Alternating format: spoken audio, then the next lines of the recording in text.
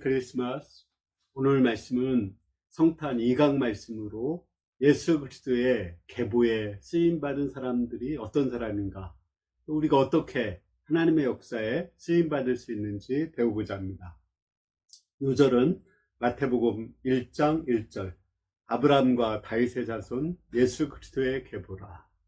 아담부터 우리 예수님까지는 수많은 사람들이 그 계보에 나옵니다. 근데 저자 마태는 딱 42명만을 뽑아서 기록하고 있습니다. 이 42명을 기록했는데, 특히 그들이 이 계보에 쓰임받은 이유는 무엇일까요? 몇몇 사람을 중심으로 해서 우리가 어떻게 하면 그리스도의 계보에 쓰임받을 수 있는지 배우고자 합니다. 1절 보겠습니다. 아브라함과 다윗의 자손 예수 그리스도의 계보라. 맨 처음에 대전제로 아브라함과 다윗의 자손 예수 그리스도의 계보라고 소개하고 있습니다. 왜 그럴까요? 아브라함과 다윗에게 그리스도를 보내겠다고 약속을 했습니다. 이 두 분은 언제 이 약속을 받았을까요? 아브라함은 100세가 되어서 아들 이삭을 낳고, 또 사회적으로 주변 왕들에게 무슨 일을 하든지 하나님이 너와 함께 계신다고 인정을 받았습니다. 영원히 살아계신 하나님을 영접하고 마음의 기쁨과 평화를 누리고 있을 때였습니다. 근데 그때 하나님께서 아브라함을 부르시고 그에게 네가 가장 사랑하는 이삭을 하나님께 번제 태워서 드리라고 했습니다. 그때 아브라함은 하나님의 사랑을 믿고 하나님의 말씀에 절대 순종해서 자기가 가장 사랑하는 아들 이삭을, 외아들을 하나님께 아낌없이 드렸습니다. 하나님은 그러한 아브라함의 그 믿음, 또 하나님을 향한 사랑, 순종을 받으시고 너무 기뻐하셔서 아브라함의 씨에게서 메시아가 나오고, 그 메시아를 통해서 천하 만민이 복을 받는다고 약속해 주셨습니다. 다윗은 언제 이 약속을 받았을까요? 다윗은 자기가 왕이 되고 자신은 화려한 백향목 궁에 거하는데 하나님의 성전은 장막에 있었어요. 누가 시키지도 않았는데 자원해서 하나님을 위해서 성전을 지어드리겠다는 마음을 가졌습니다. 물론 하나님은 다윗이 피를 많이 흘려서 성전 짓는 걸 허락지 않았습니다. 그러나 그 마음은 받으시고 시키지도 않았는데 하나님을 사랑해서 성전을 지어드리고자 하는 그 마음을 받으시고 축복하셔서 그의 씨에서 날짜가 성전을 짓고 그 나라를 영원히 견고하게 하겠다고 말씀했습니다. 그것은 다윗의 후손에게서 그리스도가 나와서 영원한 하나님 나라를 만들겠다고 하신 것입니다. 이를 통해서 볼 때 하나님께서 다윗과 아브라함을 쓰신 이유가 뭘까요? 그들은 축복의 때, 은혜의 때 하나님을 사랑했어요. 이 사랑을 하나님은 더 기뻐하십니다. 물론 우리가 고난의 때, 환난의 때 하나님을 사랑해야 되겠지만, 축복의 때, 은혜의 때 더 하나님을 사랑하면 하나님은 더욱 감동을 받습니다. 우리나라는 지금 하나님의 축복을 많이 받았어요. 또 우리 개인적으로도 하나님의 축복을 많이 받았죠. 이때 하나님을 뜨겁게 사랑하면, 또 하나님 말씀에 순종하면 하나님께서 우리를 하나님의 구원 역사에 귀하게 사용하실 줄을 믿습니다. 2절에서 6절에 보면은 저자 마태는 4명의 여인들을 기록하고 있습니다. 당시는 여자는 그 족보에 기록하지 않는 시대거든요. 근데 그 족보에 기록된 그 4명, 어떤 여자일까요? 첫 번째는 다말입니다. 다말은 유다의 며느리거든요. 근데 첫 번째 남편 엘이 죽었어요. 그 당시는 남편이 죽으면 시동생이 그 형수와 결혼했습니다. 근데 두 번째 남편인 그 시동생 오난도 죽었어요. 세 번째 셀라가 장성했지만 유다는 주지 않았습니다. 왜냐하면 또 죽을까봐. 그때 다말은 이제 나는 생명을 낳지 못하는구나 이렇게 생각하고 포기하지 않았습니다. 그는 창녀로 변장해서 그 시아버지가 아내를 잃고 마음이 허전해 있을 때 그 시아버지와 잠을 자가지고 거기서 베레스와 세레를 낳습니다. 이것은 불륜이 아닙니다. 어찌하든지 생명을 잇고자 하는 그런 것입니다. 그 당시는 이렇게 동생이 없을 때는 또 가장 가까운 친척을 통해서 생명의 대를 이을 수가 있었거든요. 이것은 어찌하든지 생명을 잇고자 할 때 하나님께서 그를 쓰시고 구원 역사를 이루신다는 걸 배울 수 있습니다. 우리 가운데 시험과 낙의를 해서라도 어찌하든지 생명을 잇고자 하시는 분들이 있습니다. 하나님이 그들을 귀하게 여기시고 축복하여 주실 줄을 믿습니다. 두 번째, 라합은 가나안 땅 여리고의 창녀입니다. 창녀는 하나님께 절대 쓰임받을 수 없죠. 더구나 가나안 백성이라면 멸망받을 백성입니다. 그러나 정탐꾼을 영접하고 하나님을 영접했습니다. 그리고 거룩한 삶을 살고자 결단했습니다. 하나님은 그의 결단을 받으시고 그를 통해서 다윗의 증조 할아버지 보아스가 태어나게 도와주셨습니다. 저자 마태도 세리였거든요. 그 당시에 세리와 창녀는 동급입니다. 같은 죄인이에요.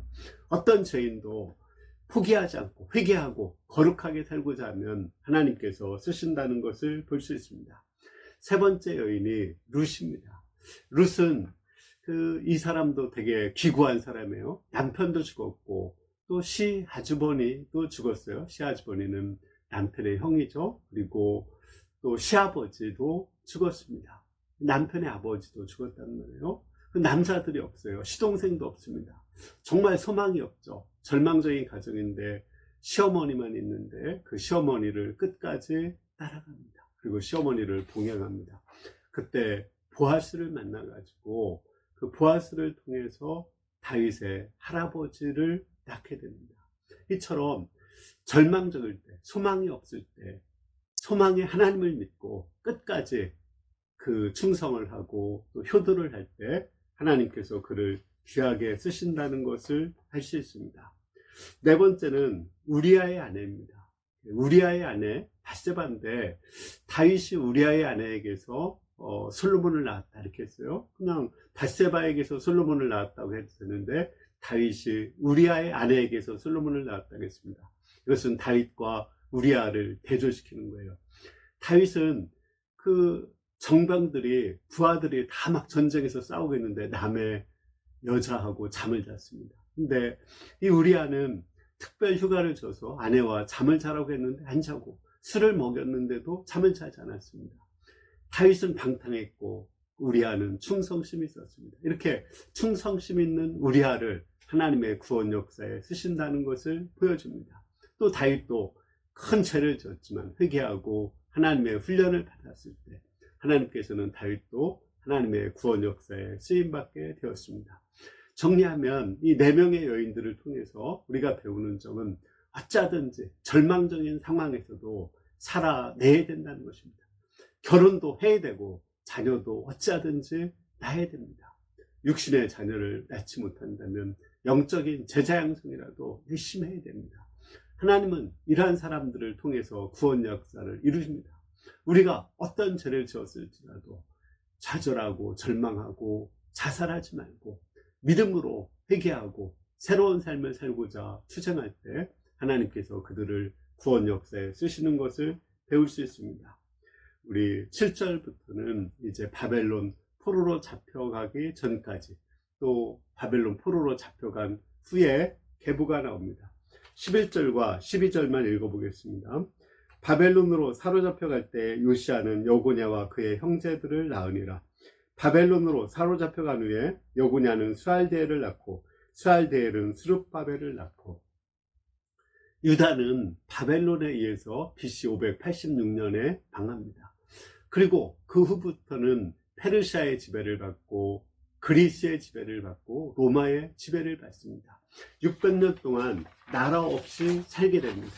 그런데 그 가운데도 구원의 역사는 계보는 계속 이어져 가요. 정말 고난의 순간인데 많은 사람들이 하나님을 떠났죠. 하지만 끝까지 믿음을 지킨 사람, 믿음의 중심을 지킨 사람들을 통해서 구원의 역사가 이루어져 갑니다. 큰 가뭄이 들으면 그 나무들은 대부분 죽습니다. 그러나 소수의 나무는 그 뿌리를 지하수가 있는 데까지 깊이 내려요. 살아남아요. 그때 살아남은 나무는 1000년을 살 수 있는 나무입니다. 마찬가지로 600년의 암흑기에서 하나님께 깊이 뿌리 내리고 말씀에 뿌리 내린 사람들이 있습니다. 그들을 통해서 영원한 하나님 나라의 구원 역사가 이루어져 갔습니다. 우리 가운데도 많은 시련과 고통과 아픔을 겪으신 분들이 있죠. 질병으로, 사건, 사고로. 그때 하나님을 떠나지 않고 끝까지 하나님을 붙잡은 분들이 있습니다. 이런 분들을 하나님께서 귀하게 사용하실 줄을 믿습니다. 우리 17절을 보겠습니다.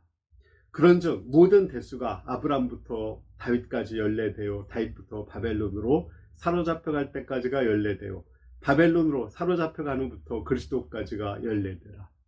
그 유다에서는 그 자음으로 숫자를 표기하거든요. 14를 자음으로 표기하면은 다윗입니다. 그래서 다윗부터 그 그리스도까지를 지금 표기할 때 다윗이라는 말을 5번이나 반복해서 사용하고 있습니다. 예수님이 다윗의 후손이라는 것을 저자는 의도적으로 강조하고 있습니다.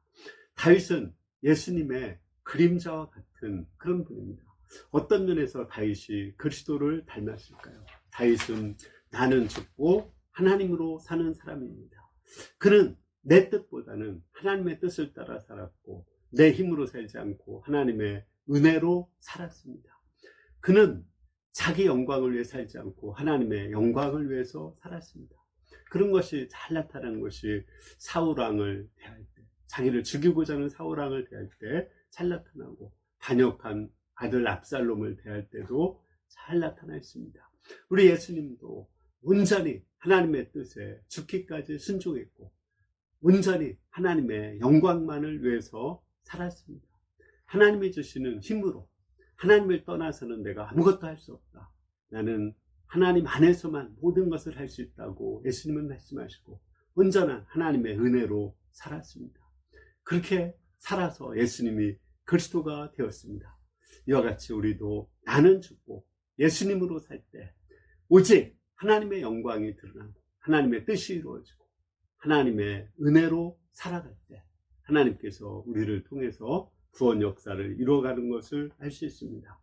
결론적으로 아브라함부터 예수님까지 42대의 계보가 이루어져요. 이 말은 42대 동안 자식을 낳았다는 거죠. 또 42대 동안 자식을 낳았을 뿐 아니라 그들을 믿음으로 키웠다는 것입니다. 하나님의 역사가 단절될 만한 위기가 많이 있었지만 어찌하든지 믿음으로 결혼하고 자녀를 낳고 믿음으로 키웠습니다. 그때 그들이 하나님의 구원 역사에 귀하게 쓰임받을 수가 있었습니다. 우리도 지금 시대가 정말 어렵죠. 이때 우리가 믿음으로 결혼하고 믿음으로 자녀를 양육해서 하나님의 구원 역사에 쓰임받기를 기도합니다. 또 결혼하지 못하신 분들은 믿음으로 제자를 잘 양육해서 내 제자를 통해서 나의 영적인 후손이 이어갈 수 있도록 기도를 해야겠습니다. 하나님이 그 모든 사람들을 귀하게 쓰실 줄을 믿습니다. 아멘. 기도하겠습니다. 은혜로우신 주님, 우리 42대의 역사를 통해서 하나님이 쓰시는 그 사람들이 예수님을 닮은 사람들, 믿음의 사람들이고 어찌하든지 살아내는 사람들이고 어찌하든지 하나님의 말씀에 순종하는 사람인 것을 배웁니다. 우리도 하나님의 뜻을 영접하고 어찌하든지 순종해서 하나님의 구원 역사에 쓰임받을 수 있기를 간절히 기도합니다. 감사합니다. 예수님의 이름으로 기도했습니다. 아멘. 지금 정말 살기 어려운 시대라고 하죠. 그래서 뭐 3포 시대, 5포 시대 이러지 않습니까? 그러나 우리가 이런 힘들고 어려운 시대에 어찌하든지 살아내고 자살하지 말고 어찌하든지 결혼하고 자녀 낳고 믿음으로 정말 양육해서 하나님의 구원 역사가 예수님의 재림의 때까지 잘 이어져 갈 수 있기를 기도합니다. 감사합니다.